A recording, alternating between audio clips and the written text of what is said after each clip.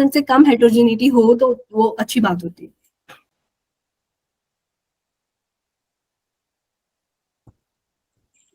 अच्छा, अब हमारा अगला टॉपिक है रिस्क ऑफ बायस असेसमेंट। अब हमारे जो मैंने स्टेप्स थे क्या क्या थे, आइडिया, फिर पीकोड, फिर viability assessment, search strategy develop करना, medical databases, protocol registration, study screening, और फिर आ गया हमारा डेटा एक्सट्रैक्शन। अब डेटा एक्सट्रैक्शन और फिर हमने स्टैटिस्टिकल एनालिसिस भी कर लिया। हम 8 स्टेप अपने जो है वो कंप्लीट कर चुके हैं। ठीक है, अब 9th स्टेप क्या है हमारा, risk of bias assessment. Risk of bias assessment क्या है कि हमने जो स्टडीज अपने मेटा एनालिसिस में इंक्लूड की हैं उनकी क्वालिटी कैसी, क्या वो अच्छी स्टडीज है, अच्छी तरीके से कंडक्ट हुई है, उनकी रिस्क तो क्या कैसी क्वालिटी उन स्टडीज की। ठीक है, अच्छा जी, अब ये वाली एक टर्म यूज करते हैं लोग, गार्बेज इन और garbage out. Garbage in garbage out का मतलब ये है कि अगर हमारे मेटा एनालिसिस में जो हम स्टडीज इंक्लूड कर रहे हैं लो क्वालिटी की स्टडीज हैं, रिस्क ऑफ बायस उनमें ज्यादा है, ठीक है, वो अच्छे तरीके से कंडक्ट नहीं हुई, तो उसके उनको अगर हम अपने मेटा एनालिसिस में इंक्लूड करेंगे तो जो हमारे मेटा एनालिसिस के रिजल्ट्स होंगे वो भी हम लो क्वालिटी के ही होंगे। ठीक है, और हम उनको इतना ज्यादा कंसिडर भी नहीं करेंगे। ठीक है, क्योंकि जैसे ऑब्जर्वेशन स्टडीज, इस वजह से मैं उस दिन से आपको कल से कह रही थी आरसीटीज जो है उनको हम रखेंगे। आरसीटीज इस वजह से रखेंगे क्योंकि उनमें पहले से ही वो अच्छी क्वालिटी की स्टडीज होती है, उनके अंदर लो रिस्क ऑफ बायस होता है, तो अगर हम उनके ऊपर मेटा एनालिसिस करेंगे तो हमारा मेटा एनालिसिस की क्वालिटी भी अच्छी होगी। अच्छा, तो हमारा मेटा एनालिसिस उतना ही स्ट्रॉन्ग होता है जितना कि हमारी वीकेस्ट स्टडी होती है हमारे मेटा एनालिसिस के अंदर। मतलब हमारे पास 10 स्टडीज है और उसमें एक स्टडी है जो कि जिसमें रिस्क ऑफ बायस बहुत ज्यादा है, लो क्वालिटी की स्टडी है, तो फिर वो हमारे मेटा एनालिसिस के ओवरऑल रिजल्ट को भी लो क्वालिटी का कर देगी। ठीक है, हाँ, हमारे पास ऑप्शन हैं कि हम उनका फर्दर सब ग्रुप एनालिसिस कर लें। ठीक है, जैसे अगर हम अपनी मेटा एनालिसिस में आरसीटीज भी इंक्लूड कर रहे हैं, साथ में ऑब्जर्वेशन स्टडीज भी इंक्लूड कर रहे हैं, तो हम उनका फर्दर सब ग्रुप एनालिसिस कर सकते हैं, यानी कि हम अलग से आरसीटीज के प्लॉट कर लें और अलग से ऑब्जर्वेशन स्टडीज को प्लॉट कर लें। ठीक है, तो इस तरह हम करके उसको हम उस चीज को हम मिनिमाइज कर सकते हैं। ठीक है, अपने मेटा एनालिसिस की क्वालिटी को हम बढ़ा सकते हैं। अच्छा, अब बाइसेस क्या होती है, जो मैं इतनी देर से बोल रही हूँ कि low risk of bias, high risk of bias, ये होता क्या? बाइस होता है कि systematic errors in the conduction of a given study leading to the deviation the results from the true treatment effect. अब कोई स्टडी हमने कंडक्ट की है और अगर उसमें हाई रिस्क ऑफ बाइस है, इसका मतलब ये है कि जैसे अगर हमने कोई ड्रग कंपेयर करें, drug A versus drug B, अगर तो वो बहुत अच्छी स्टडी है और ट्रू उसके रिजल्ट हैं, तो हम वाकई समझेंगे कि ड्रग ए बेहतर है ड्रग बी से।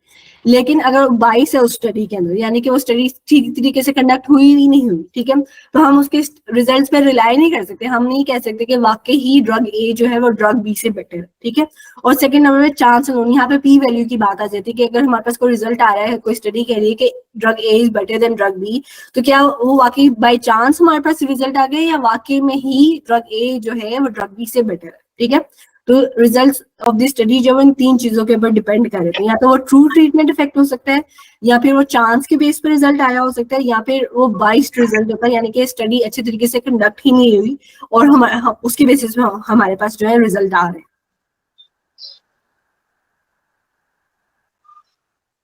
हैं। जिसका माइक खुला हो प्लीज म्यूट कर लें।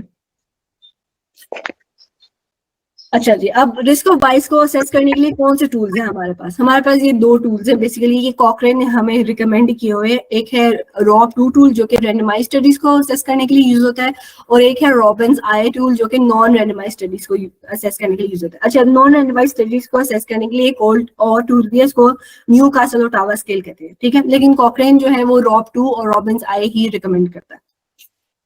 अब हम देखेंगे कि ये टूल्स क्या है। सबसे पहले रॉब 2 टूल में क्या है जी, हमारे पास 5 डोमेन्स होती हैं। हमसे क्वेश्चन पूछता है हमारी स्टडी से रिलेटेड। नंबर 1 हमसे पूछता है कि उसकी रैंडमाइजेशन कैसी हुई है स्टडी की, जो रैंडमाइजेशन का जो प्रोसेस है वो कैसा कंडक्ट किया है जिसने स्टडी कंडक्ट की उसने। ठीक है, नंबर 2 हमसे पूछता है कि डिविएशन फ्रॉम प्लान्ड इंटरवेंशंस, यानी कि अगर हमने पार्टिसिपेंट्स को ग्रुप ए या ग्रुप बी में डाल दिया था तो क्या उन्होंने वही ट्रीटमेंट लिया था या फिर वो दूसरे ग्रुप में चले गए थे। ठीक है, फिर मिसिंग आउटकम्स डेटा, क्या जो हमारे पास डेटा अवेलेबल है वो सारे पेशेंट्स का अवेलेबल है, यहाँ पे बीच में से पेशेंट्स का लॉस टू फॉलोअप हो गया था या किसी की डेथ हो गई थी, तो उनका डेटा अवेलेबल है या नहीं है हमारे पास। फिर नंबर 4 पे जो हमने आउटकम्स मुहैया किए हुए हैं स्टडीज ने, क्या उन्होंने ठीक तरीके से वो आउटकम्स मुहैया किए हुए हैं या उसमें भी कोई उन्होंने गलती की हुई है। ठीक है, और फिर 5 है सिलेक्शन यानी कि उन स्टडीज ने जो अपना डेटा प्रेजेंट किया है क्या उन्होंने ईमानदारी से अपना डेटा प्रेजेंट किया या फिर सिर्फ अपने अच्छे रिजल्ट्स को ही प्रेजेंट किया हो, ठीक है, बेसिकली इसका सिंपल मतलब ये। अब इसमें टूल में होता क्या है कि एक सिग्नलिंग क्वेश्चन होता है और फिर हमने अपनी रिस्क ऑफ बायस जजमेंट देनी होती है, ठीक है। और सिग्नलिंग क्वेश्चन क्या होता है, yes probably no no and no information. अच्छा जी, अगर आपको रॉब 2 समझ आ जाएंगे तो रॉबिन्स-आई भी आपको ज्यादातर समझ आ ही जाएगा। रॉबिन्स-आई में बस एक दो और चीजें हैं तो वो आपको साथ में समझ आ जाएगा, ठीक है। अच्छा जी, अब रॉब 2 में रिस्क ऑफ जजमेंट कितनी होती है, low risk of bias, some concerns और हाई रिस्क ऑफ बायस।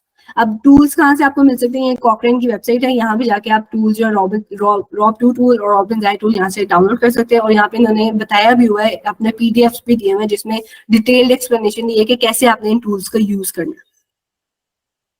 अच्छा जी, सबसे पहले ये है हमारे पास रॉब 2 टूल। ये एक एक्सेल फाइल में मैक्रोज, आपको एक सॉफ्टवेयर इंस्टॉल करना पड़ेगा अपने एक्सेल के अंदर, तभी आप इसको यूज कर सकते। उसका नाम मैक्रो है, ठीक है। वो आपको एक्सेल खुद ही वो एक दे देता है, तो आप वहां से डाउनलोड कर सकते हो। अब ये खुल गया आपके सामने, आपने फिर इस पे रॉब 2 असेसमेंट पे आपने क्लिक करना है। यहाँ पे क्लिक कर दोगे आपके पास ये सामने खुल जाएगा, ठीक है, विंडो खुल जाएगी। और यहाँ पे अपने असेसमेंट आईडी, अपनी जो स्टडी है उसको नेम आपने यहाँ पे एंटर कर देना है ताकि ये सेव्ड रहे आपके पास बाद में, ठीक है। यहाँ पे आपने एंटर कर देना। उसके बाद आपने ये डिफरेंट 5 डोमेन्स दी, डोमेन 1 2 3 4 5 और ओवरऑल रिस्क ऑफ बायस। ये हर स्टडी के लिए, जैसे अगर आपके पास 10 स्टडी है, 3 स्टडीज में, ठीक है, तो आपने हर इंडिविजुअल स्टडीज के लिए सारी 5 डोमेन्स के क्वेश्चंस जो है वो आंसर करने होते हैं, ठीक है। ये काफी लोगों को मुश्किल लगता है, लेकिन अगर आप इसको ध्यान से पढ़ोगे देखोगे तो आसान है, कोई मुश्किल नहीं है, ठीक है। अच्छा जी, डोमेन 1। अब डोमेन 1 के सबसे पहला क्वेश्चन क्या है, डोमेन 1 में जो भी क्वेश्चन दिए होंगे साथ में ये signalling question, yes probably no no और नो इन्फॉर्मेशन, ये दिया होता है, ठीक है। सबसे पहले क्वेश्चन हमसे पूछ रहा है वो was the allocation sequence random. अब इस बात का क्या मतलब है, अब स्टडी है हमारे पास, एक स्टडी है, स्टडी ए है, ठीक है। अब उसका डोमेन 1 का हमने क्वेश्चन जो है वो आंसर करना है कि इसमें जो रैंडमाइजेशन हुई है क्या उसका रैंडमाइज एलोकेशन सीक्वेंस रैंडम था या नहीं था। अब ये हमें कैसे पता लगेगा, हमने उस स्टडी का मेथड सेक्शन जाके पढ़ना है, ठीक है। मेथड सेक्शन जब जाके पढ़ेंगे तो वहां पे उन्होंने मेंशन किया होता है कि इस स्टडी में हमने रैंडमाइजेशन कैसे की, ठीक है। तो वो उन्होंने लिखा था अगर तो उन्होंने कोई सॉफ्टवेयर यूज किया, सॉफ्टवेयर रैंडम नंबर्स जनरेट किया, कंप्यूटर जनरेटेड नंबर्स हैं या रैंडम नंबर या कॉइन टॉस, कॉइन फ्लिप करके उन्होंने पेशेंट्स को एलोकेट किया है दोनों ग्रुप्स के अंदर, ग्रुप ए के अंदर या ग्रुप बी के अंदर।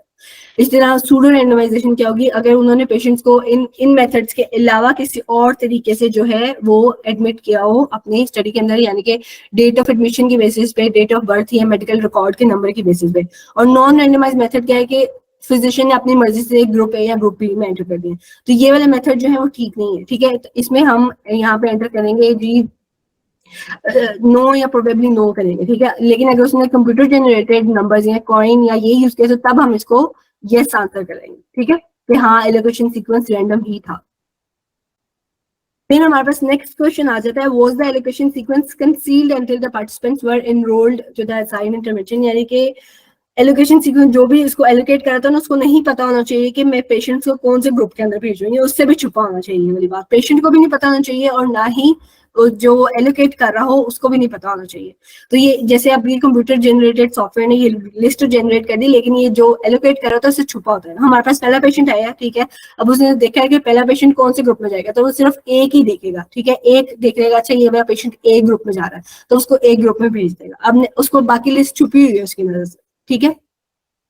तो फिर नेक्स्ट आएगा तो नेक्स्ट वो बी आया तो वो सेकंड पेशेंट को बी में भेज देगा, ठीक है। और अगर वो ऐसे, अगर उसके पास लिस्ट पहले से पड़ी होगी, उसको नजर आ रहा होगा कौन सा ग्रुप है, तो उसको पता होगा अच्छा ए ग्रुप बेहतर है, बी ग्रुप बेहतर है, तो अपनी मर्जी से अगर एलोकेट करेगा, इसका मतलब है उसने सारा रैंडमाइजेशन का प्रोसेस ही खराब कर दिया, ठीक है। तो यहाँ पे उसने बाइस इंट्रोड्यूस कर दिया प्रोसेस के अंदर। इसी तरह अगर एलोकेशन कंसीलमेंट का उन्होंने बताया होता है कि सील्ड इनवेलप्स में उन्होंने दिया था या फिर ओपेक इनवेलप या रिमोट और सेंट्रली एडमिनिस्ट्रेटेड मेथड, ठीक है, यानी कि कंप्यूटर सॉफ्टवेयर के थ्रू ही। और इनकरेक्ट क्या होगा कि इन्वेस्टिगेटर्स को पहले ही पता था कौन से ग्रुप्स हैं और कौन से ग्रुप में पेशेंट जा रहा है। तो अगर अच्छा अब ये था कि स्टडीज ने या तो मेंशन किया था कि कुछ स्टडीज होती है उन्होंने मेंशन ही नहीं किया होता कि क्या एलोकेशन सीक्वेंस कंसील था कि नहीं था, तो हम जो अपनी जो बाय जजमेंट है उसमें थोड़ा लीनियंट ही रहते हैं, तो हम प्रोबेबली यस को क्लिक कर देते हैं कि हाँ अगर उन्होंने नहीं मेंशन किया तो मोस्ट प्रोबेबली उन्होंने एलोकेशन सीक्वेंस को कंसील ही किया होगा। ठीक है। और थर्ड क्वेश्चन में हमसे पूछा है कि did the baseline differences between the intervention groups suggest a problem with the randomisation process. अब इस बात का क्या मतलब है? अब बेसलाइन डिफरेंसेस क्या थे? जैसे मैंने आपको ये पहले स्टडी दिखाई है कि ये इंटरवेंशन ग्रुप है और ये कंट्रोल ग्रुप है। अब यहाँ पे देख रहे हो कि एज जो है वो इसमें भी 44.5 है, इसमें 44.7 है, तो तकरीबन सेम सेम ही एज है। ठीक है। इसी तरह जेंडर जो है वो 3800 पेशेंट्स है, इसमें भी अराउंड 3800 पेशेंट्स है।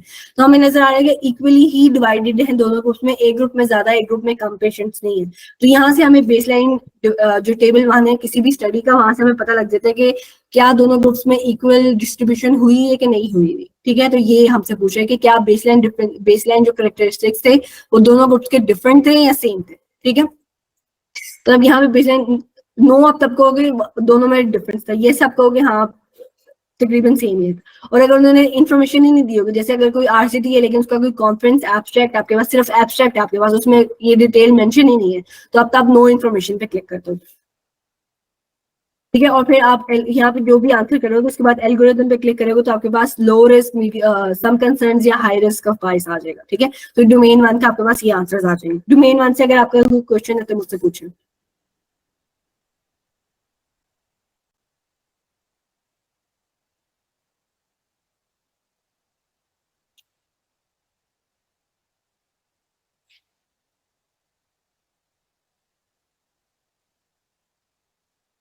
समझ आ गई सबको ये वाला डोमेन की बात है?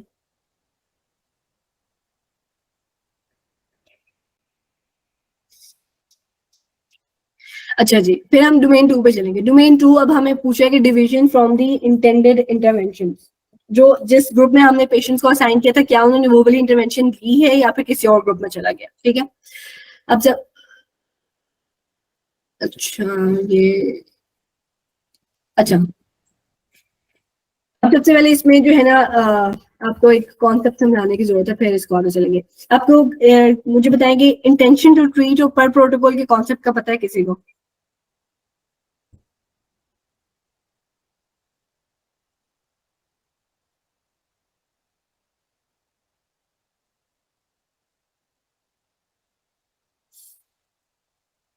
जिन्होंने यस किया वो मुझे माइक अनम्यूट करके बताएं कि क्या इसका मतलब है।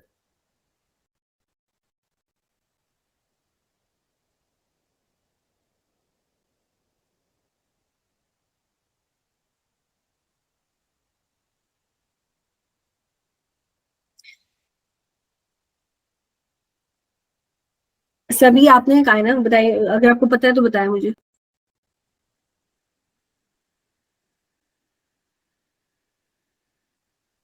Okay, problem with your mic.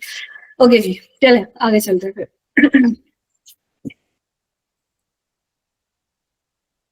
अच्छा अब हमने नॉर्मली तो ये होना चाहिए कि ये इंटरवेंशन ग्रुप है और ये कंट्रोल ग्रुप है। ठीक है। यहाँ पे हमारे पास अच्छा फिजान, चले आप बताएं।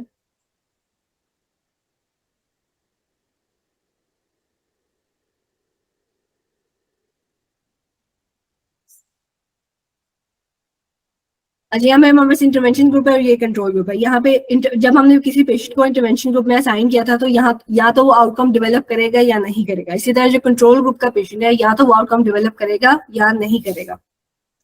फिर क्रॉस ओवर क्या होता है? क्रॉस ओवर ये होता है कि हमने एक पेशेंट को कंट्रोल ग्रुप में डाला था। ठीक है। एक तो या तो वो इंटरवेंशन रिसीव करता है, ठीक है, लेकिन उसने दूसरा पेशेंट हो सकता है वो इंटरवेंशन रिसीव ना करे और बजाय कंट्रोल ग्रुप के वो इंटरवेंशन ग्रुप में चला जाए। तो इसको हम कहते हैं क्रॉस ओवर, यानी कि उसने हमने असल में उसको कंट्रोल ग्रुप में एंटर किया था लेकिन उसने वो वाली इंटरवेंशन नहीं ली और वो दूसरे ग्रुप में शिफ्ट हो गए, यानी कि इंटरवेंशन ग्रुप में। ये ज्यादातर तब होता है जब ऐसा हो कि एक ग्रुप में सर्जरी के पेशेंट्स हो और एक ग्रुप में जो है वो मेडिकेशन यानी कि फार्माकोलॉजिकल ट्रीटमेंट के पेशेंट्स हो। ठीक है। तो पेशेंट्स ये कहते हैं कि हमें फार्माकोलॉजिकल ट्रीटमेंट नहीं चाहिए, हमें जो है सर्जरी करवानी, तो वो सर्जरी ग्रुप में चला जाए। या फिर सर्जरी वाले पेशेंट्स हैं कि नहीं मुझे सर्जरी नहीं करवानी, मुझे मेडिकेशन से ही ट्रीटमेंट चाहिए, तो तब ऐसे क्रॉस ओवर्स होते हैं ज्यादातर। अब इसकी एग्जांपल क्या है? पेशेंट्स विद अपेंडिसाइटिस है, एक ग्रुप को सर्जरी है और एक ग्रुप में है जी एंटीबायोटिक्स हम दे रहे हैं। ठीक है। और हम आउटकम एवेल्यूएट कर रहे हैं रप्चर्ड अपेंडिक्स का। ठीक है। और टाइप ऑफ स्टडी डिजाइन क्या है? रैंडमाइज्ड कंट्रोल ट्रायल है। अब आगे इसमें क्या हुआ है कि एक है जी इंटेंशन टू ट्रीट और एक है पर प्रोटोकॉल। इंटेंशन टू ट्रीट का मतलब ये है कि हमने किसी पेशेंट को अगर सर्जरी ग्रुप में भेजा था, और हम जब उसको, लेकिन वो जो है वो एंटीबायोटिक ग्रुप में चला गया था, ठीक है। लेकिन हम जब फाइनल एनालिसिस करेंगे तो हम उसको सर्जरी ग्रुप में कंसिडर करेंगे या फिर एंटीबायोटिक ग्रुप में कंसिडर करेंगे। आप लोग मुझे बताएंगे इसका क्या हमें फाइनल एनालिसिस में क्या कंसिडर करना चाहिए, उसको सर्जरी ग्रुप में रख के उसका एनालिसिस करना चाहिए या फिर एंटीबायोटिक ग्रुप में।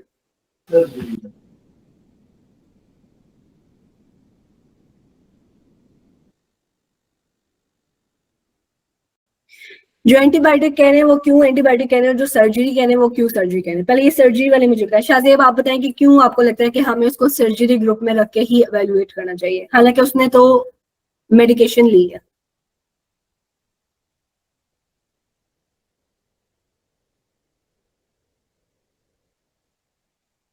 हाँ बिल्कुल, ये इंटेंशन टू ट्रीट तो हम इसको कहेंगे, लेकिन इसकी रीजन क्या है, हम क्यों ऐसे कर रहे हैं।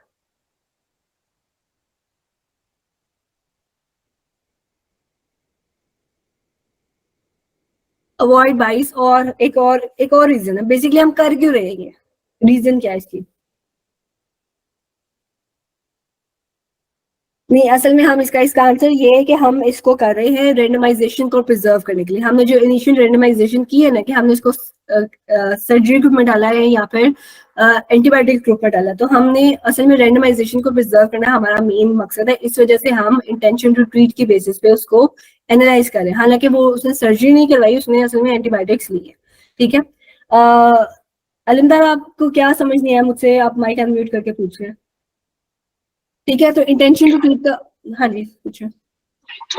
मैम अब ये जो बात है, लेट्स सपोज हमने एक पेशेंट को सर्जरी ग्रुप में डाल दिया और उसने सर्जरी की ही नहीं है, तो वो फिर कैसे हमारे ग्रुप मतलब एज असल में ये हम एक उसको ऐड कर सकते हैं? एनालिसिस करने का एक तरीका ही है, ठीक है। हम असल में रेंडमाइजेशन जो हमने की ना, उसके सीक्वेंस को प्रिजर्व रखने के लिए हम उनको इंटेंशन टू ट्रीट के बेसिस पे जो है वो एनालाइज करेंगे, ठीक है। दो तरीके होते हैं, एक इंटेंशन टू ट्रीट है और एक पर प्रोटोकॉल है। पर प्रोटोकॉल का मतलब ये होता है कि अगर हमने इनको सर्जरी में डाला था लेकिन उसने एंटीबायोटिक ली है, तो हम फिर उसको जो उसने असल में ट्रीटमेंट लिया होता है उसकी बेसिस पे ही हम उसको एनालाइज करेंगे उसके रिजल्ट को, ठीक है।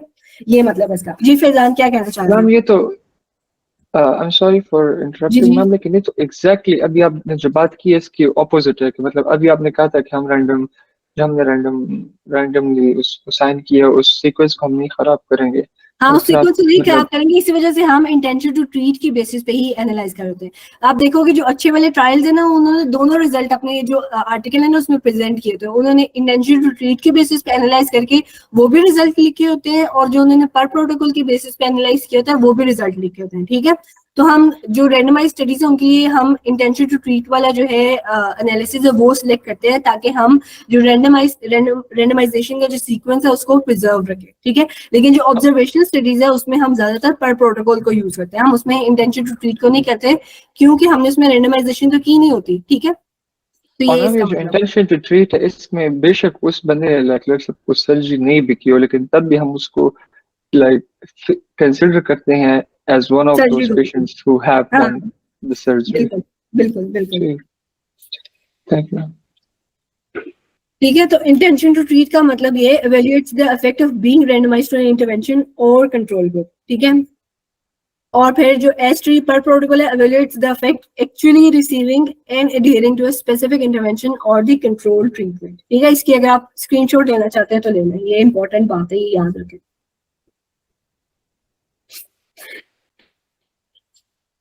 अच्छा, फिर जी फिजान पूछें। मैम आपने अभी सर ये इंटेंशन टू ट्रीट और पर प्रोटोकॉल की बात की, तो मैम अगर हाइपोथेटिकली अगर एक मेडिसिन अपेंडिसाइटिस के लिए बेहतर है सर्जिकल ट्रीटमेंट से, और हम उस रैंडमाइजेशन को प्रिजर्व करने के लिए एक बंदे को फिर भी सर्जिकल ग्रुप में डाल रहे हैं और मेडिसिन बेहतर है, won't it skew the results to the better end? नहीं, असल में हम ये उसके रीजन करने का ही यही है कि हम रेंडमाइजेशन को ही प्रिजर्व करें, हम इसमें रिजल्ट्स को नहीं देख रहे, हम देख रहे हैं कि जो हमने रैंडमली असाइन किया था जिस ग्रुप में, उस ग्रुप के क्या आए, ठीक है। तो इस वजह से हम दोनों फॉर्म में ही रिजल्ट प्रेजेंट कर रहे थे। ये सारा कुछ हम कर ही इस वजह से रहे होते हैं कि हमने रेंडमाइजेशन जो किए थे ना उसको प्रिजर्व करना था। हम यहाँ पे ये नहीं देख रहे कि सर्जरी बेटर है या फिर मेडिकेशन बेटर है, रिजल्ट से हमारे यहाँ पे कोई एसोसिएशन नहीं। हमारा एसोसिएशन ये है कि हमने जो एलोकेशन की है असल में वो प्रिजर्व है कि नहीं, ठीक है। रेंडमाइजेशन फिर हम कर ही क्यों रहे हैं, शुरू में हमने की ही क्यों।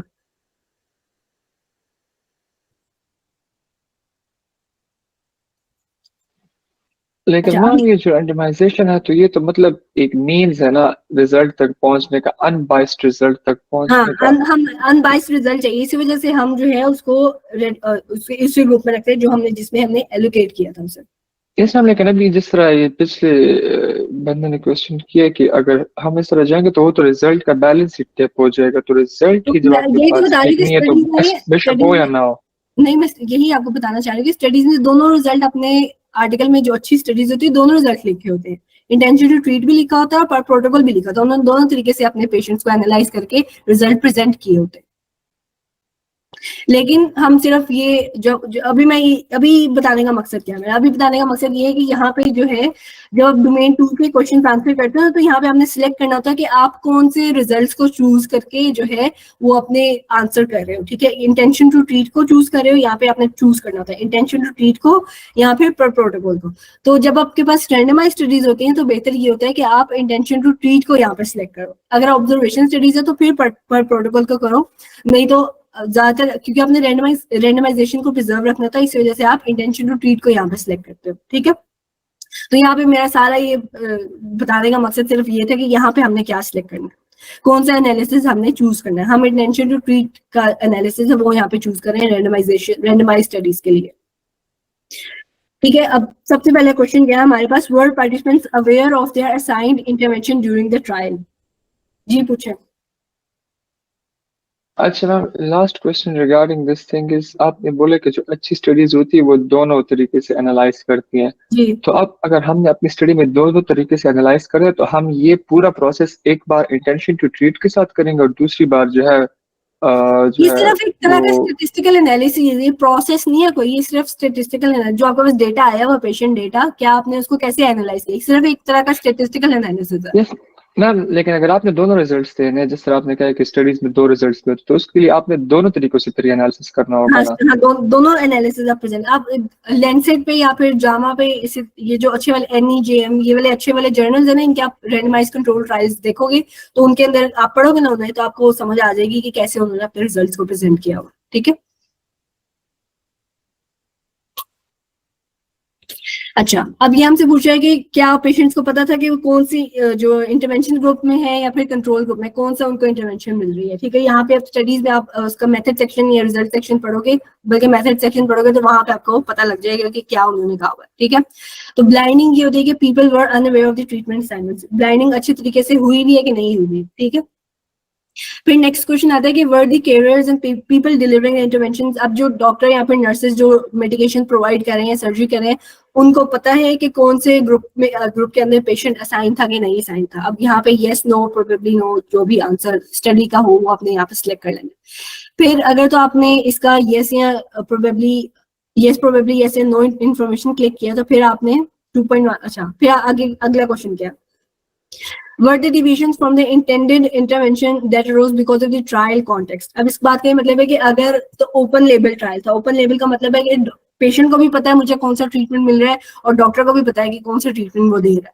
तो अगर तो ट्रायल कॉन्टेक्स्ट की मतलब ये है, ठीक है, अगर उन दोनों को पता है कि कौन सा ट्रीटमेंट मिल रहा है तो अगर वहां पे उन्होंने डिविएट किए हैं अपनी इनिशियल इंटरवेंशन से तो कितने, तो वो पूछ रहे हैं कि क्या इस वजह से डिविएशंस हुई हैं कि नहीं हुई। बेसिकली वो ये पूछे अगर ओपन लेबल ट्रायल था तो क्या ओपन लेबल होने की वजह से पेशेंट, क्योंकि पेशेंट्स को पता था कि क्या उनको इंटरवेंशन मिल रही, तो क्या उन्होंने अपने इनिशियल जो ग्रुप से डिविएट हुए हैं कि नहीं हुए। ठीक है, फिर नेक्स्ट क्वेश्चन आता है कि अगर वो डिविएट हुए हैं तो क्या जो फाइनल आउटकम है वो उसकी वजह से वो इफेक्ट क्यों हुआ है कि नहीं हुआ, वो आउटकम सेम ही रहा है।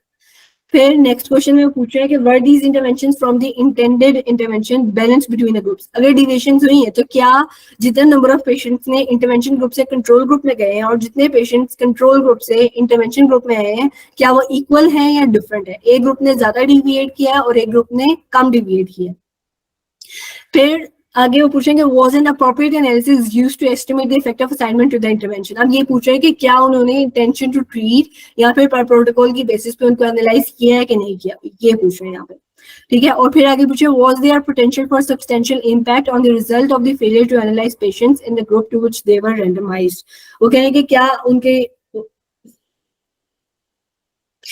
ठीक तरीके से पेशेंट्स को एनालाइज किया है कि नहीं किया जिसकी बेसिस पे वो उनको उनके रिजल्ट पे कितना इफेक्ट पड़ा है इसके जो उन्होंने डिविएट किया, ठीक है, सॉरी। फिर अगर तो सब्सटेंशियल इम्पैक्ट पड़ा है, सब्सटेंशियल इम्पैक्ट का क्या मतलब है? सब्सटेंशियल इम्पैक्ट का मतलब है अगर तो सिर्फ 1000 पेशेंट में से 2 पेशेंट से डिविएट किया तो ओवरऑल रिजल्ट पे तो इतना इफेक्ट नहीं आएगा ना, लेकिन अगर उन्होंने 50% पेशेंट जो है वो डिविएट कर गए तो बहुत ज्यादा इम्पैक्ट आएगा आपके ओवरऑल रिजल्ट के ऊपर। तो यहाँ पे वो परसेंटेज पूछे इस क्वेश्चन में, बेसिकली वो जानना चाह रहे हैं कि कितना इम्पैक्ट आया है आपके उस डिविएशन का आपके ओवरऑल रिजल्ट के ऊपर। और फिर यहाँ पे आप जब सारे आंसर कर दोगे तो यहाँ पे एल्गोरिदम को क्लिक करोगे और यहाँ पे आपके पास जजमेंट आ जाएगी, लो रिस्क, सम कंसर्न्स और हाई रिस्क ऑफ बायस। इससे रिलेटेड कोई क्वेश्चन है तो मुझसे पूछ लें।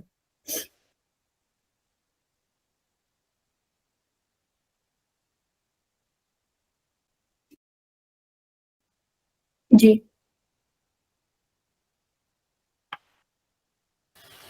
मैम, ये सब्सटेंशियल इम्पैक्ट और ये जो आपने चीजें डिस्कस की ये स्टडीज में दी होंगी या हमने बिल्कुल, हर अगर नहीं दी होंगी तो आप नो इन्फॉर्मेशन को क्लिक कर दें, लेकिन मोस्टली स्टडीज ने ये बातें मेंशन की होती।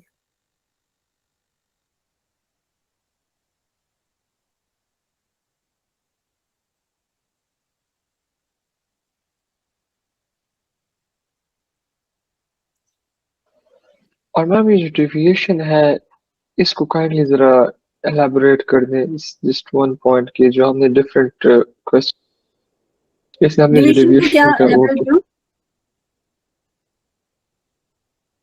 सॉरी मुझे आपकी बात समझ नहीं है, आप दोबारा क्वेश्चन पूछें मुझसे। मैम मैं कह रहा हूँ हमने जो आपने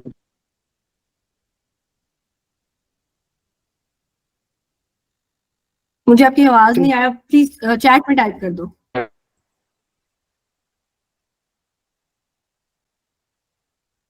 हाँ जी, रिस्क ऑफ बायस मैंडेटरी है हर मेटा एनालिसिस के लिए, आपने करनी होती है।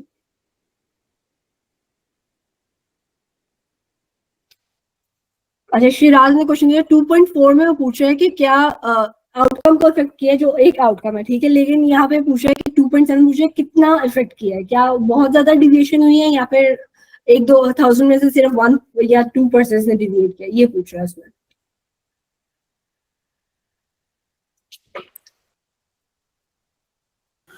मैम इसमें ये कितने % डेविएशन होगी तो हम कहेंगे कि सब्सटेंशियल इम्पैक्ट है? इसका कोई येस और नो आंसर नहीं है, आपके जो स्टडी है ना वही डिपेंड करता है। अगर आपकी स्टडी सिर्फ 100 पार्टिसिपेंट्स पे डिपेंड करती है तो उसमें अगर 10 पार्टिसिपेंट्स डिविएट कर लेंगे तो जाहिर बात है काफी ज्यादा हो जाएगा वो, लेकिन अगर 1000 है और उसमें सिर्फ 10 करेंगे तो जाहिर बात है उसकी परसेंटेज कम हो जाएगी, ठीक है, ये आपकी इंडिविजुअल स्टडी के ऊपर डिपेंड करता है। मैम कोई स्पेसिफिक कट ऑफ नहीं है इसके लिए? कोई नहीं, कट ऑफ नहीं, क्योंकि हर स्टडी की पेशेंट पॉपुलेशन डिफरेंट होगी, ठीक है, तो परसेंटेज ही बता सकती हूँ आपको कि अगर जैसे 1% है, 1% तो इतना ज्यादा इम्पैक्ट नहीं करेगा आपके रिजल्ट्स के ऊपर, लेकिन जैसे जैसे परसेंटेज बढ़ती जाएगी तो जाहिर बात है आप डिविजन बहुत ज्यादा आपको लगेगा अच्छा रिजल्ट, तो रिजल्ट जो हमारे पास आ रहा है वो सही नहीं है क्योंकि इतना ज्यादा जो पर्सन है उन्होंने डिविएट किया अपने इनिशियल ग्रुप से। Okay ma'am, thank you. अच्छा जी, फिर नेक्स्ट मेरे हमारे पास मिसिंग आउटकम डेटा, जो स्टडी हम देख रहे हैं क्या उसका कितना जो आउटकम उसने दिए उसमें से मिसिंग है, ठीक है। तो क्वेश्चन 1 हमसे पूछ रहे हैं कि were the data for this outcome available for all nearly all participants randomised. हम जिस आउटकम को अपने मेटा एनालिसिस में एनालाइज करना चाह रहे हैं क्या उसका सारे पेशेंट्स का डेटा अवेलेबल था या फिर मिसिंग था, लॉस्ट टू फॉलो अप था या फिर क्या रीजन थी उसकी, ठीक है। और यही जो आपने अभी मुझसे क्वेश्चन पूछा कि proportion of patients lost to follow up, how much is too much, ठीक है। अब ये डिपेंड करता है, इसका कोई येस और नो या फिर कोई कट ऑफ वैल्यू कोई भी नहीं है, ठीक है। ये इंडिविजुअल स्टडी पे डिपेंड करता है कि टोटल नंबर ऑफ पेशेंट्स कितने थे और कितने पेशेंट्स का लॉस्ट टू फॉलो अप हुआ था। फिर सेकंड क्वेश्चन है, is there evidence that the result was not biased by the missing outcome data. अब ये आपकी अपनी जजमेंट पे ये बात डिपेंड करती है कि जब आप उस स्टडी को पढ़ रहे हो आपको पता लगेगा कि अच्छा लॉस्ट टू फॉलो अप था, तो कितना लॉस्ट टू फॉलो अप था और उसका रिजल्ट्स पे कितना इफेक्ट हुआ है। क्या आपको लगता है कि उस स्टडी के जो रिजल्ट्स हैं वो वाकई ही सही है कि लॉस्ट टू फॉलो अप की वजह से वो खराब रिजल्ट्स उन्होंने प्रेजेंट किए हैं, ठीक है। फिर could missingness in the outcome depend on its true value. इस बात का क्या मतलब है? इस बात का ये मतलब है could missingness of the outcome depend on its true value। अब हमारे पास पेशेंट्स हैं ओस्टियोपोरोसिस के, ठीक है, एक हमारा इंटरवेंशन ग्रुप है एक्सरसाइज प्रोग्राम और कंट्रोल ग्रुप है स्टैंडर्ड केयर, और हम आउटकम एवेल्यूएट कर रहे हैं बोन डेंसिटी का, ठीक है। अब अगर इस पेशेंट के अंदर लॉस टू फॉलोअप होगा तो क्या पता ऐसी वुमेन का लॉस टू फॉलोअप हो जो चल के अब क्लिनिक तक आ ही नहीं सकती, ठीक है। हम आउटकम कौन सा एवेल्यूएट करना चाह रहे हैं, बोन डेंसिटी का। अब पेशेंट जो है वो क्लिनिक तक क्यों नहीं आ रहा है, इस वजह से नहीं आ रहा है क्योंकि वो चल नहीं सकता, और हम आउटकम भी उससे रिलेटेड ही इवेल्युएट कर रहे हैं, ठीक है। तो वो ये कह रहे हैं कि क्या लॉस टू फॉलोअप या मिसिंगनेस ऑफ आउटकम इस वजह से हुआ है कि वो आउटकम के ऊपर ही डिपेंड करता है, ठीक है। तो ये पूछ रहे हैं हमसे, ये वाला बात समझ आ गई आप लोगों को? ये थोड़ी सी उन्होंने घुमा के बात लिखी हुई है तो कंफ्यूज हो जाता है। अच्छा, फिर नेक्स्ट क्वेश्चन क्या पूछा, उसी क्वेश्चन को उन्होंने दूसरे तरीके से पूछा है कि is it likely that missingness in the outcome depended on its true value, क्या इस वजह से आउटकम हमारे पास मिस है कि वो आउटकम ही ऐसे का हम इवैल्यूएट करेंगे वो उसकी वजह से ही लॉस टू फॉलोअप हुआ। लेकिन अगर इसमें लॉस टू फॉलोअप इस वजह से हुआ कि किसी का खुदा न खास्ता एक्सीडेंट हो गया और इस वजह से लॉस टू फॉलोअप हो गया तो तब इसका आंसर नो होगा। लेकिन अगर इसका आंसर हाँ बोन डेंसिटी कम होने की वजह से और पेशेंट के चलने ना उसकी एबिलिटी ना हो कि वो चल सके तो उसकी वजह से अगर लॉस टू फॉलोअप हुआ है तो तब हम इसको यस करेंगे, ठीक है। और जब इसके आप सारा आंसर दे दोगे तो एल्गोरिथम फिर आपके लिए ये कैलकुलेट कर देगा इसका रिस्क ऑफ जजमेंट। और अगर आप सिर्फ पहले में ही कर दो कि अच्छा डेटा अवेलेबल है सारे पार्टिसिपेंट्स का और यस कर दो तो बाकी फिर आपको क्वेश्चंस का आंसर नहीं देने पड़ेंगे, वो ऑटोमेटिकली ऑफ हो जाएंगे यहाँ से। हाँ 3.3 और 3.4 तकरीबन एक ही तरह का क्वेश्चन है तो जो आप दोनों का एक ही तरह का आंसर हो जाएगा। अच्छा जी, फिर हमारे पास आता है डोमेन नंबर 4। डोमेन नंबर 4 किससे एसोसिएटेड है, मेजरमेंट ऑफ द आउटकम। जो हमने आउटकम एनालाइज कर रहे हैं वो मेजर कैसे किया, जो आर्टिकल जो स्टडी है उन्होंने, ठीक है।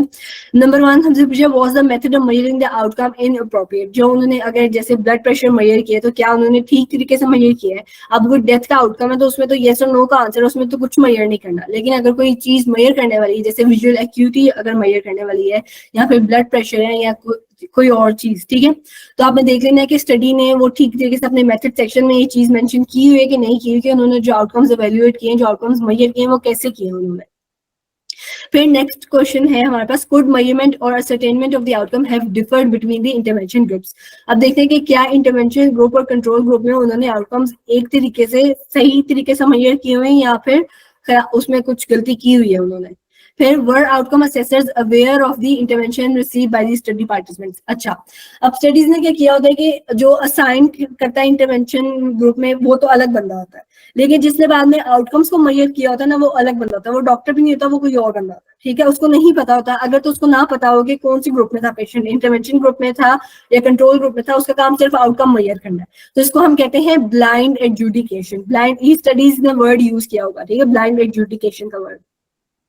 तो ब्लाइंड एडजुडिकेशन का मतलब ये है कि जो आउटकम को मेजर कर रहा है, असेस कर रहा है, उसको नहीं पता कि पेशेंट जो है वो इंटरवेंशन ग्रुप का है या कंट्रोल ग्रुप का है। तो वो यहाँ पे आपसे ये क्वेश्चन पूछ रहे हैं कि were the outcome assessors aware of the intervention receive by the participants. और ये बात भी स्टडीज ने अपने आर्टिकल के अंदर मेथड सेक्शन में मेंशन की होती।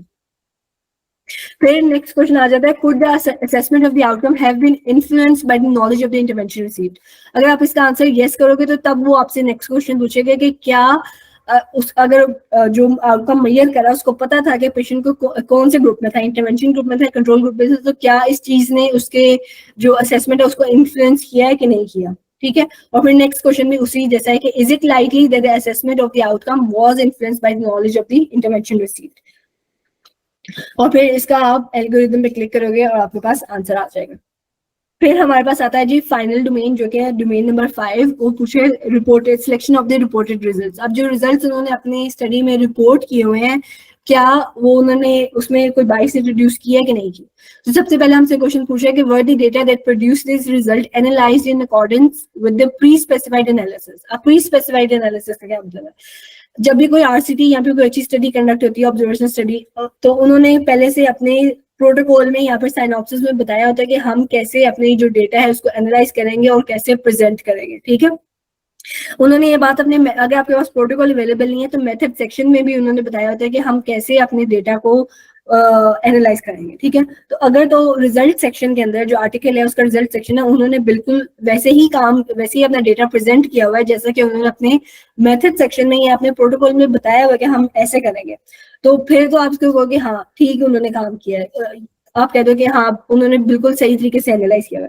लेकिन अगर उन्होंने इस तरीके से एनालाइज नहीं किया, उनके मेथड सेक्शन में उन्होंने कोई और बात की हुई है और रिजल्ट सेक्शन में उन्होंने कोई और रिजल्ट प्रेजेंट किए हुए हैं, तो फिर आप यहाँ पे नो को क्लिक करोगे, ठीक है। और फिर आगे वो कह रहा है कि multiple is the numerical result being assessed likely to have been selected on the basis of the results from multiple eligible outcomes। अब इस बात का क्या मतलब है, अब जैसे कोई एक आउटकम हो सकता है, उसके मल्टीपल उन्होंने मल्टीपल तरीके से उसको मेजर किया हो, जैसे डिप्रेशन है उसके मल्टीपल स्केल्स हों, जैसे 4-5 स्केल होते हैं, तो उन्होंने कहा इनिशियली कहा कि हम चारों स्केल से मेजर करके तो फिर अपनी स्टडी में प्रेजेंट करेंगे, लेकिन उन्होंने क्या किया हो कि उन चारों स्केल से मेजर तो किया हो लेकिन उन्होंने रिपोर्ट अपनी स्टडी में सिर्फ एक ही रिजल्ट को किया हो, तो इस तरह बाइस इंट्रोड्यूस हो जाएगी, फिर हम इसको नो कर देंगे।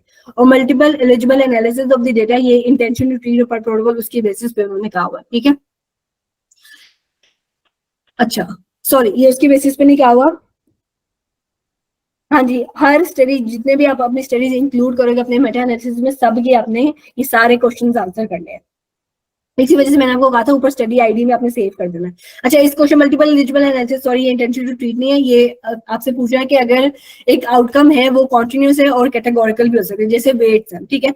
अब वेट समझे कि पार्टिसिपेंट के वेट 20 से लेके 50 तक है, ठीक है, तो उन्होंने हर कैटेगरी 20 to 30, 30 to 40, 40 to 50 इसे कैटेगोरिकल फॉर्म में भी डेटा को उन्होंने प्रेजेंट किया हुआ है और कॉन्टिन्यूस फॉर्म में 20 से लेके 50 तक के प्रेजेंट किया हुआ है।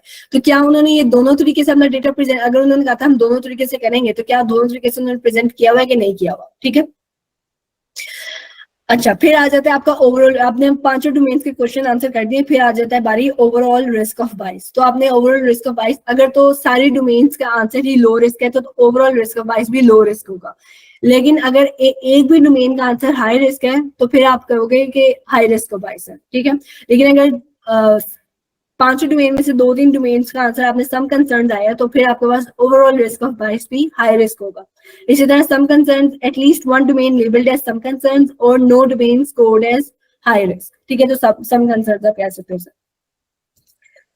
तो ये, और फिर आपने ये सारे जब एनालिसिस कर लोगे, ये आपने एक एक्सेल शीट बना के उसकी CSV फाइल बना देते हो, यहाँ पे आप अपलोड करोगे तो इस फॉर्म में ये जो ये वाली प्यारी सी आपके पास पिक्चर है, इस फॉर्म में आपका चार्ट बन जाएगा। आप ये अपने मैन्युस्क्रिप्ट के साथ सबमिट करवा सकते हो जर्नल को। यहाँ हाँ, अगर ऑब्जर्वेशन स्टडीज है उसके लिए अब नेक्स्ट टूल हम वही पढ़ने लगे, रॉबिन्स आई टूल, ठीक है। यहाँ पे आप ऐसा करें 5 मिनट की ब्रेक ले लें, उसके बाद वापस आए और फिर मैं आपको रॉबिन्स आई पढ़ाऊंगी। काफी लंबा हो गया, मुझे पता है ये मुश्किल टॉपिक है, 5 मिनट बाद आ जाए आप लोग।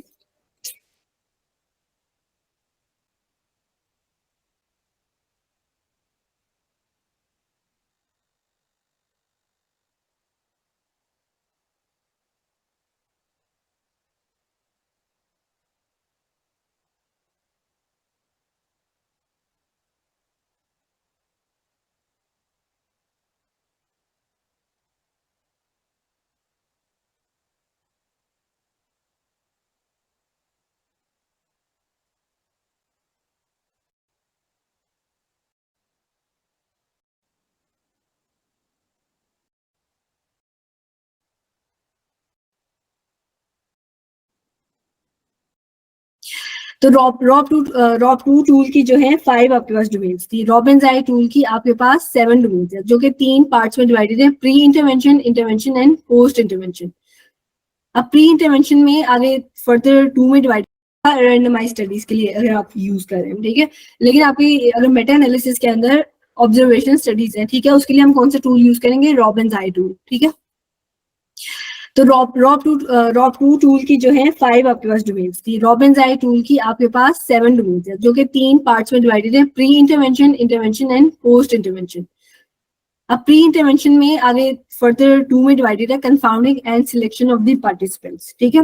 फिर इंटरवेंशन है क्लासिफिकेशन ऑफ इंटरवेंशंस, और फिर पोस्ट इंटरवेंशन में deviation from intervention, missing data, measurement of outcome, selection of reported results. अब ये देख रहे हो ये जो चारों डोमेन्स हैं ये बिल्कुल सेम टू सेम है, किसके जैसी, रॉब टू जैसी, बिल्कुल सेम सिमिलर क्वेश्चन तकरीबन पूछे हुए हैं, ठीक है। और क्लासिफिकेशन ऑफ इंटरवेंशन भी बिल्कुल, ये क्लास थोड़ा सा डिफरेंट है लेकिन मिलता जुलता ही है, ठीक है। अच्छा, अब ये रॉबिन्स है उसमें पहले जो 3 है ना, कंफाउंडिंग, सिलेक्शन ऑफ पार्टिसिपेंट्स और क्लासिफिकेशन ऑफ इंटरवेंशंस। रॉब 2 से ये डिफरेंट है, बाकी जो 4 डोमेन्स है ना ये रॉब 2 जैसी है, इसमें वही सेम क्वेश्चन पूछे हुए उन्होंने। चलें जी, अच्छा अब इसमें सबसे जो इम्पोर्टेंट है ना, अच्छा अब रॉब 2 में तो था 3 थे रिस्क ऑफ बायस जजमेंट, लेकिन रॉबिन्स-आई में आपके पास 5 है, low risk, moderate risk, serious risk, critical risk और नो इन्फॉर्मेशन। अच्छा अब मुझे ये बताएं कि कंफाउंडिंग का किसी को पता है कंफाउंडिंग क्या होती है इसमें, क्योंकि रॉबिन्स-आई के टूल में सबसे मेन इंपॉर्टेंट चीज कंफाउंडिंग ही, अगर आपको ये समझ आ गई तो बस बाकी काम मेरा हो जाएगा।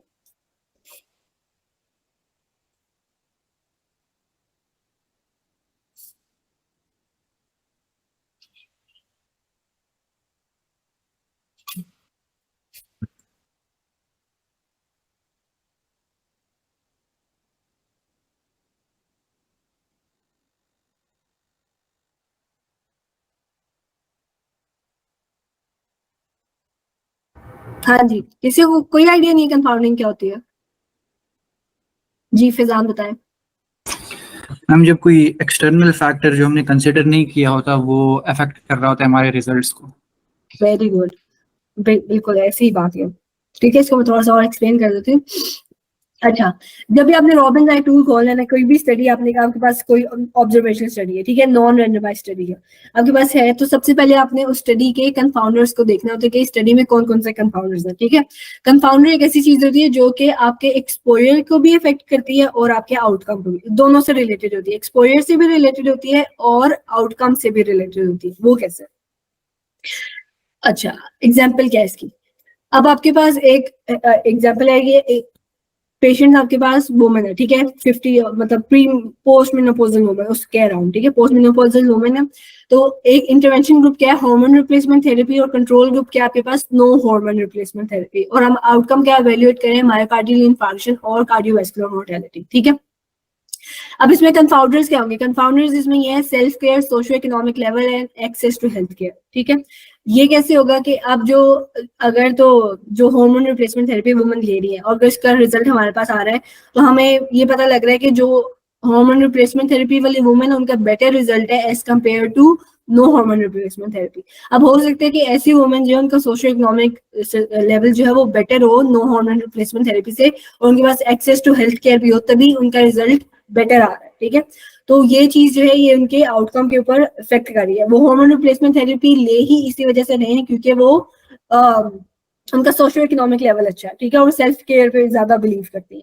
लेकिन जो हार्मोन रिप्लेसमेंट थेरेपी ले ही नहीं रही तो इस वजह से ले रही क्योंकि उसको वो अफोर्ड नहीं कर सकती। ठीक है, इस वजह से नहीं कि हार्मोन रिप्लेसमेंट थेरेपी बेहतर है तो इस वजह से उसका रिजल्ट अच्छा आ रहा है। इसी तरह जो आपकी स्टडीज में को इंटरवेंशन होंगी, जैसे वो साथ में अगर इस तरह के जो पेशेंट्स होते हैं ज्यादातर वो कार्डियक डिजीजेस भी होते हैं, ठीक है, तो स्टेटिन मेडिकेशन या एस्पिरिन साथ में डिफरेंट मेडिकेशन के ले रही हो सकती है।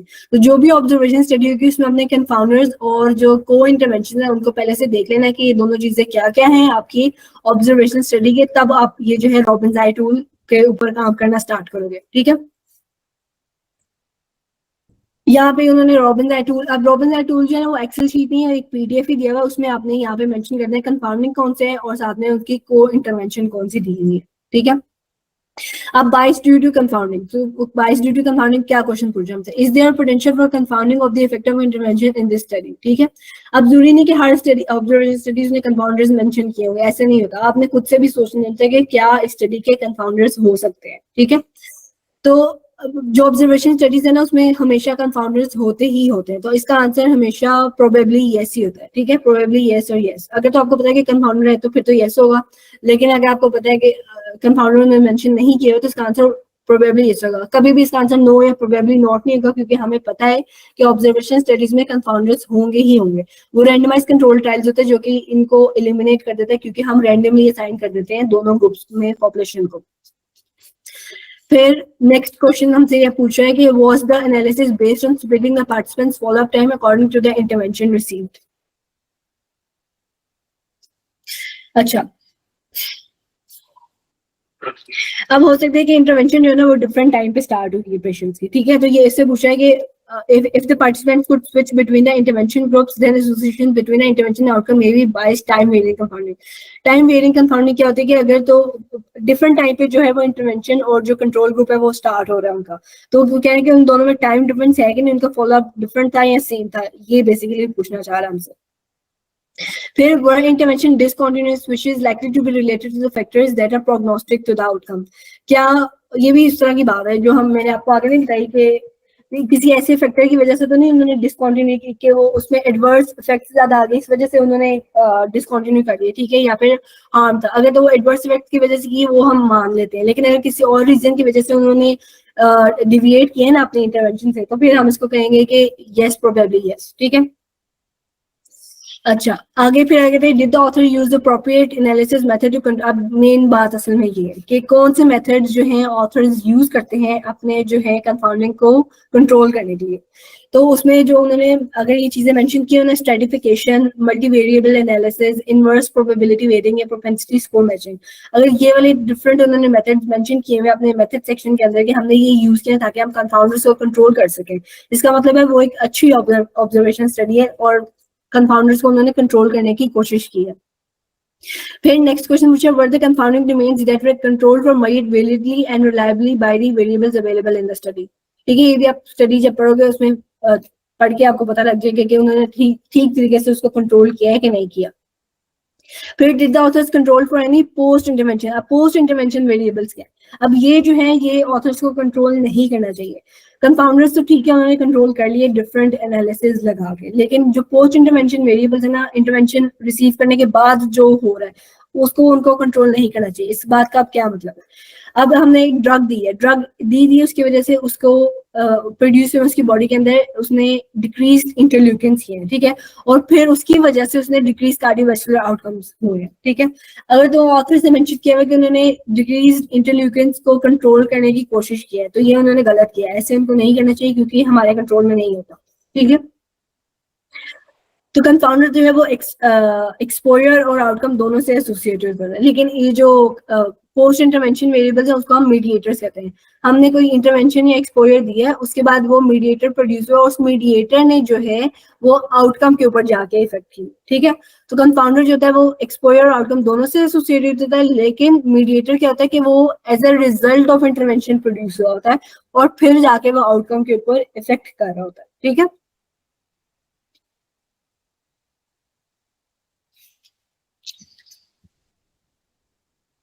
और फिर आपने जब इस सारे डोमेन्स के आंसर कर देने और फिर आपने यहाँ पे सिलेक्ट कर लेना लो, मॉडरेट, सीरियस या क्रिटिकल रिस्क ऑफ बायस. और फिर यहाँ पे उन्होंने आगे पीडीएफ के एंड में आप जाके देखोगे तो उन्होंने यहाँ पे एक्सप्लेनेशन दी हुई कि आपने कब किया. लो रिस्क ऑफ बायस तब होगा जब नो कंफाउंडिंग एक्सपेक्टेड, तो ऐसा बिल्कुल नहीं हो सकता, ये तो सिर्फ आरसीटीज में होता है, ऑब्जर्वेशन स्टडीज में ऐसा कभी भी नहीं होगा. फिर मॉडरेट रिस्क ऑफ बायस कब होगा कि confounding expected at all important, मतलब जब कंफाउंडिंग एक्सपेक्टेड हो लेकिन उन्होंने उसको कंट्रोल भी किया हो, ठीक है. अब सीरियस रिस्क ऑफ बायस कब होगा कि जब आपको पता है कि एक ऐसा कंफाउंडर है जो कि कंट्रोल हो ही नहीं सकता, ठीक है. और क्रिटिकल रिस्क ऑफ बायस है कि कंफाउंडिंग प्रेजेंट है ही स्टडी में, वो कंट्रोल बिल्कुल भी नहीं की हुई ऑथर्स ने, ठीक है. यहाँ तक कंफाउंडर का कॉन्सेप्ट आपको समझ आ गया. कंफाउंडर, अगर आपको कंफाउंडर मीडिएटर का कॉन्सेप्ट समझ आ गया तो मुझे बताएं.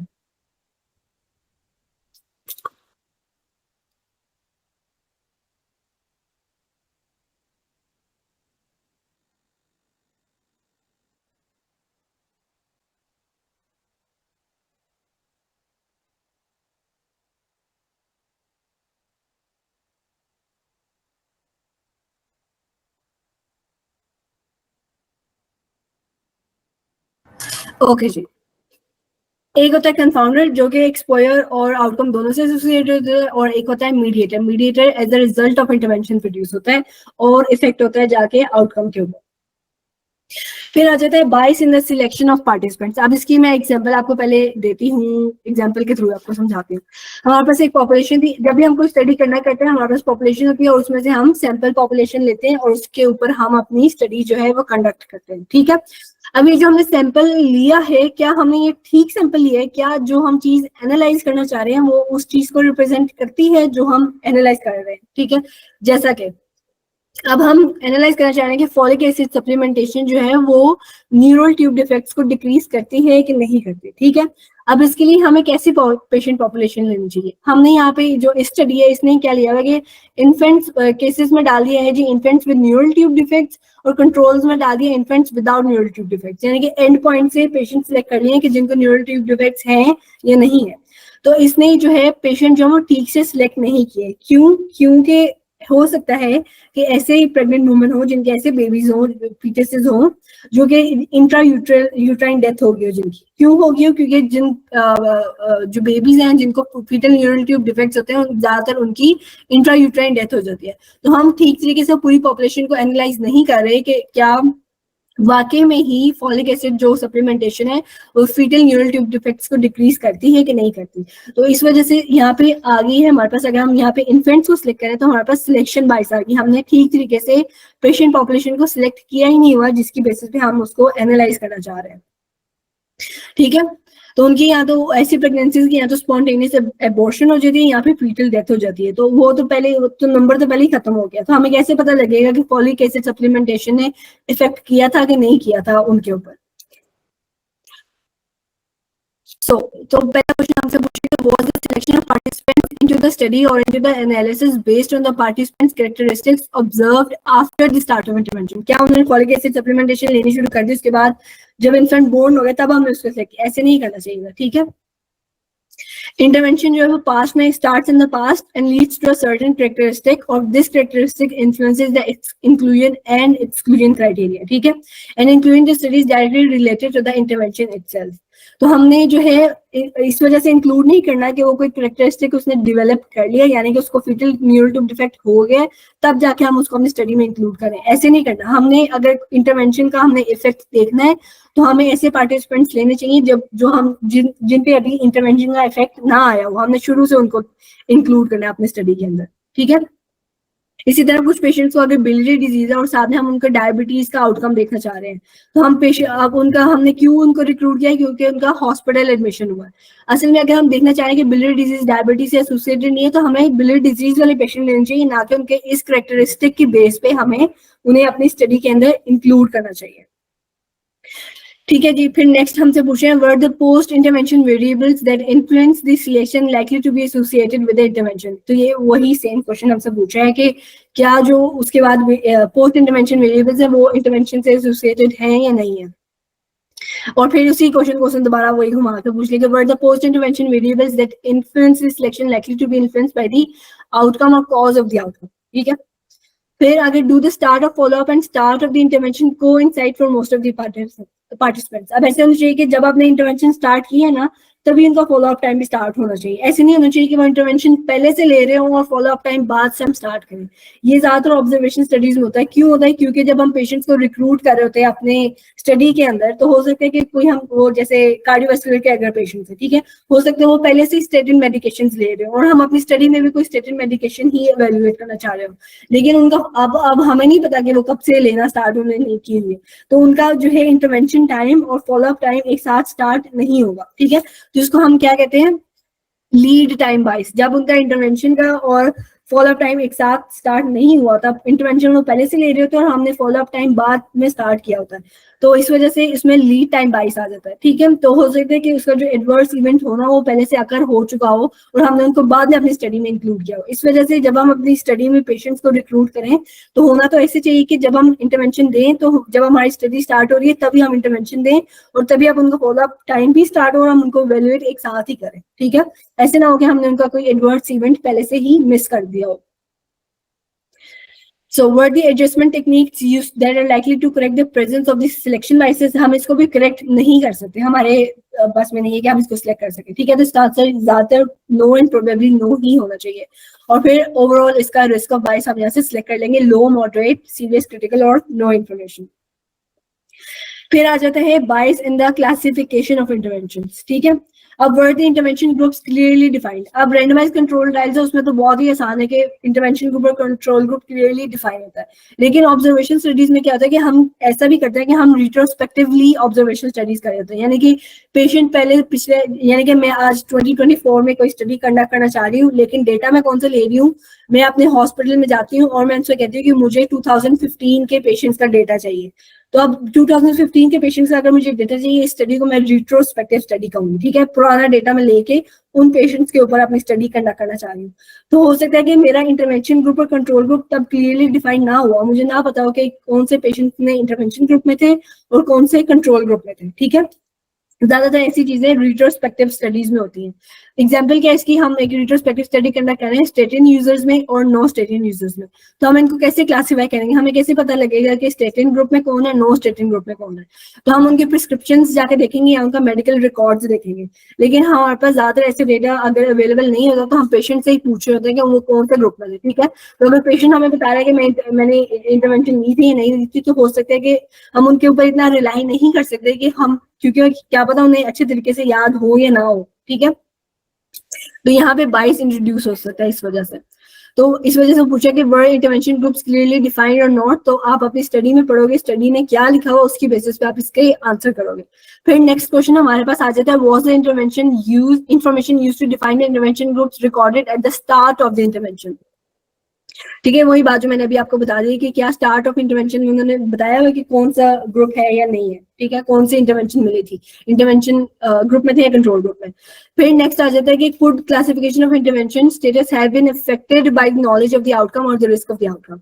इस बात का क्या मतलब है, अब मैं पेशेंट से, अब मेरे पास एक पेशेंट आया, कैंसर का पेशेंट है, अब मैं कैंसर के पेशेंट पे जो अपनी स्टडी कंडक्ट करना चाह रही हूँ और मैं ये देखना चाह रही हूँ कि क्या कॉफी जो है वो कैंसर के आउटकम पे इफेक्ट होती है या नहीं होती, ठीक है। मैं उनको जाके पूछती हूँ कि क्या आप लोग कॉफी पीते थे कि नहीं पीते थे। अब अगर पेशेंट को पहले ही पता है कि मुझे कैंसर है, तो वो कहे हाँ मैं ज्यादा कॉफी पीता था इस वजह से मुझे कैंसर हुआ, तो ये पेशेंट के जजमेंट के बेसिस पे डिपेंड करे, ये इस बेसिस पे डिपेंड नहीं करेगा कि उसने वाकई में कॉफी ज्यादा पी है या नहीं पी, ठीक है। तो यहाँ पे भी फिर बाइस इंट्रोड्यूस हो जाएगा हमारे रिजल्ट्स के अंदर। तो अच्छा, फिर इसका ओवरऑल हम आंसर करेंगे वाज द प्रेडिक्टेड, फिर लो रिस्क बाइस, मॉडरेट, सीरियस, क्रिटिकल रिस्क बाइस। हम इसको इस तीनों क्वेश्चंस का आंसर करके और अपनी जजमेंट के बेसिस पे सिलेक्ट कर लेंगे। यहाँ तक समझ आ गया आप लोगों को, क्योंकि मेन चीजें यही थी रॉबिन्स आई टूल की रिलेटेड, बाकी सारी रॉब टूल जैसी है।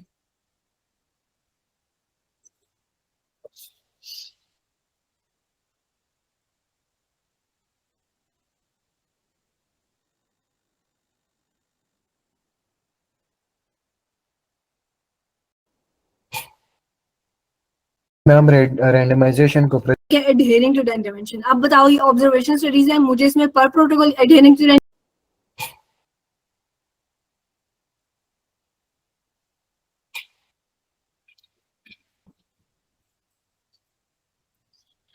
अच्छा जी, अब मैं टाइम तो तकरीबन, अच्छा जी अब ये आगे है 22 due to intervention from the intended intervention. अब इसमें ये दो इसने ग्रुप दिया हुआ है, एक है असाइनमेंट टू द इंटरवेंशन और एक है एडहेरिंग टू द इंटरवेंशन। अब बताओ, ये ऑब्जर्वेशन स्टडीज है, मुझे इसमें पर protocol adhering to the intervention का मतलब है पर प्रोटोकॉल और असाइनमेंट टू इंटरवेंशन का मतलब है इंटेंशन टू ट्रीट। इसमें मुझे कौन सा सिलेक्ट करना चाहिए, इंटेंशन टू ट्रीट या पर प्रोटोकॉल? एक मुझे माइक अनम्यूट करके बता दें। पर प्रोटोकॉल। क्यों पर प्रोटोकॉल क्यों करना चाहिए? क्योंकि इसमें हम रैंडमाइजेशन को प्रिजर्व नहीं करना चाहते हैं। बिल्कुल, वेरी गुड, शाबाश। इसमें हम रैंडमाइजेशन तो कर ही नहीं, तो फायदा फिर हम हमें पेशेंट को उसी ग्रुप के अकॉर्डिंग एवेल्युएट करना चाहिए ना जो उसने असल में मेडिकेशन ली है, जो उसने इंटरवेंशन रिसीव की है, ठीक है।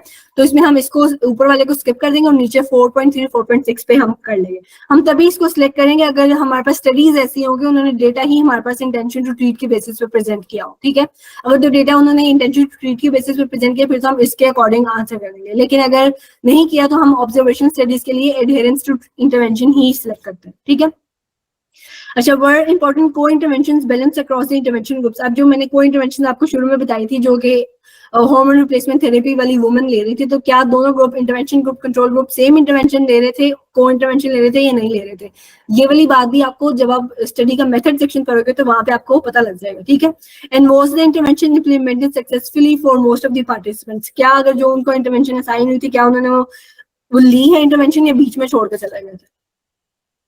ठीक है, अच्छा जी, ये मैंने बता दिया आपको। Did study participants adhere to the assigned intervention regimen, ये भी आप स्टडी में पढ़ के बता दोगे। ये वही मैं इस वजह से जल्दी से स्किप कर रही हूँ क्योंकि मैं बातें ऑलरेडी आपको रॉ 2 में बता चुकी हूँ। मैं देख रही हूँ कोई इंपॉर्टेंट बात है जो मैंने मिस की है।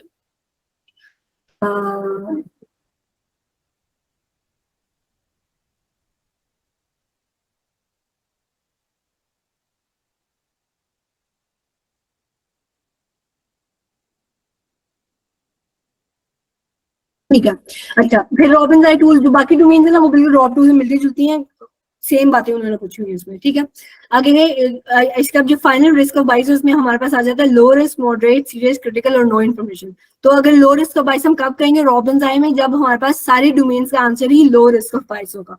फिर मॉडरेट रिस्क ऑफ बाइस कब कहेंगे, जब एक या दो डोमेन्स में भी लो या मॉडरेट रिस्क ऑफ बाइस होगा। ठीक है, इसी तरह सीरियस और क्रिटिकल रिस्क ऑफ बाइस को भी हम अगर एक भी डोमेन में सीरियस होगा तो हम ओवरऑल डोमेन भी सीरियस ही कहेंगे, और इसी तरह क्रिटिकल भी अगर एक भी डोमेन में क्रिटिकल रिस्क ऑफ बाइस होगा तो हम ओवरऑल भी क्रिटिकल रिस्क ऑफ बाइस कहेंगे उस स्टडी के लिए। ठीक है, और फिर ये रॉ बेस टूल है, यहाँ पे आपने अपना डेटा अपलोड कर दोगे और फिर ये वाला प्लॉट आपके फिगर आपके पास आ जाएगी। ठीक है, आप कोई क्वेश्चन आपके तो मुझसे पूछ लें।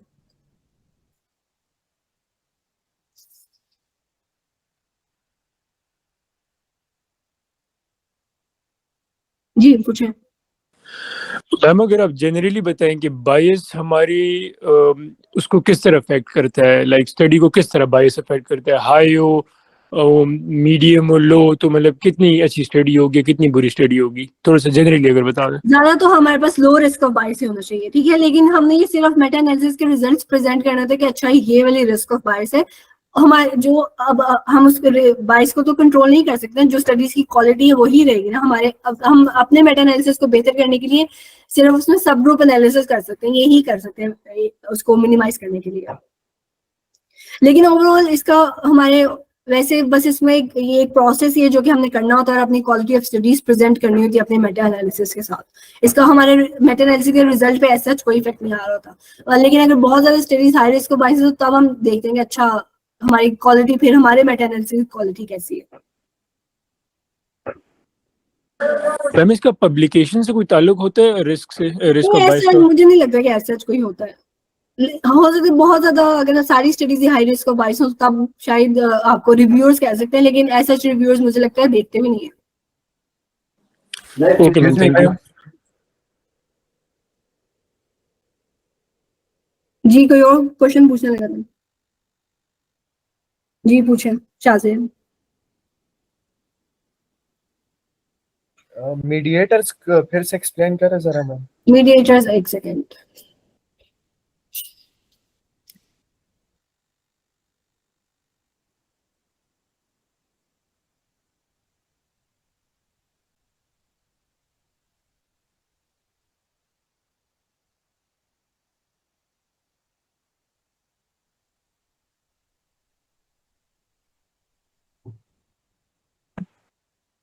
अच्छा मीडिएटर्स अब क्या है? मीडिएटर्स ये है कि हमने ड्रग ए दी है, ठीक है, ड्रग ए ने क्या किया है कि इंटरल्यूकिन्स प्रोड्यूस किया, उसने इंटरल्यूकिन्स को डिक्रीज किया।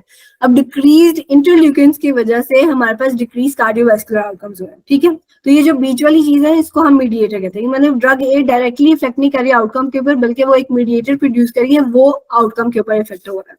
ठीक है, तो ये मीडिएटर है, यानी कि एक्सपोजर या इंटरवेंशन है उसकी वजह से मीडिएटर प्रोड्यूस हुआ और फिर उस मीडिएटर ने जो है आउटकम को जाके इफेक्ट किया।